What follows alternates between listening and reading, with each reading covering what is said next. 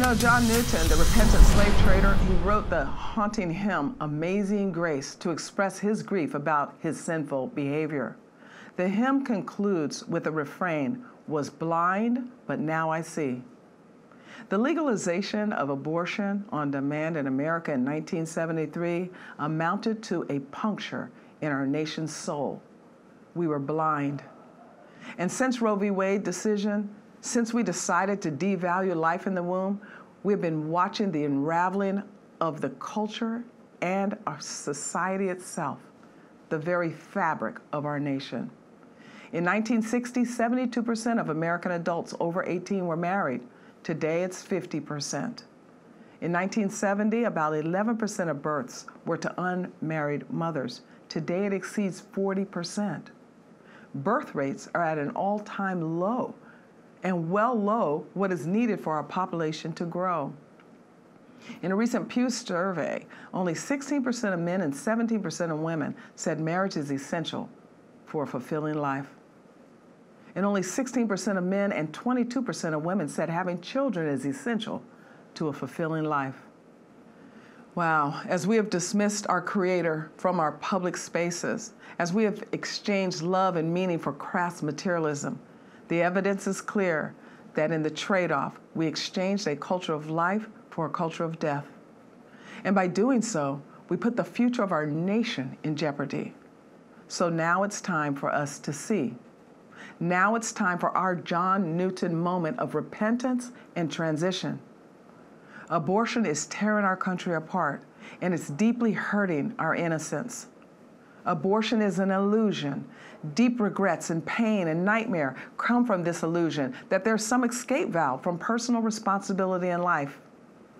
Legal abortion provides this deadly illusion with energy. But a clever brain cannot delude a knowing heart. Pregnant women have been chosen to bring a miracle of great awe into the world. And although she doesn't know who this person will become, she doesn't know what they'll do, as those will be their choices. Her only choice should be to give them the incredible opportunity to make those choices. So buckle your seatbelt and be in earnest prayer, because the next 6 weeks in Washington are going to be very contentious, your nation's capital. Because God said in Deuteronomy 30:19, I call heaven and earth as witnesses today against you, that I have set before you life and death, blessings and cursings. Therefore choose life, that both you and your descendants may live. I hope you'll join me again next week for Cure America with Star Parker. We'll have another interesting topic. Oh, and remember to visit my website. I want to hear from you, urbancure.org. Send me a note, get a copy of the show, and share it with your friends and family. Thanks for joining us again. God bless. Have I got some good news for you?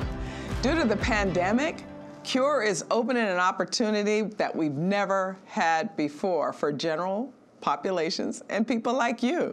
We actually host an annual policy summit for clergy. It's very exclusive, very private. We bring clergy from all over the country to Washington, D.C. that are serving in some of our hard-hit communities. And because of pandemic this year, we're taking it online. So now it's going to be open to even you. You want to get details, visit our website, urbancure.org, urbancure.org, and sign up. It will be virtual. We'll have our clergy council here in Washington, D.C. But the rest of it is up to you to come in and hear from experts on how to break the cycle of poverty. This year's theme is the State of Black America, and I'd love to visit with you online during this wonderful time that an emergency in our society has opened up so that you can participate with us. urbancure.org.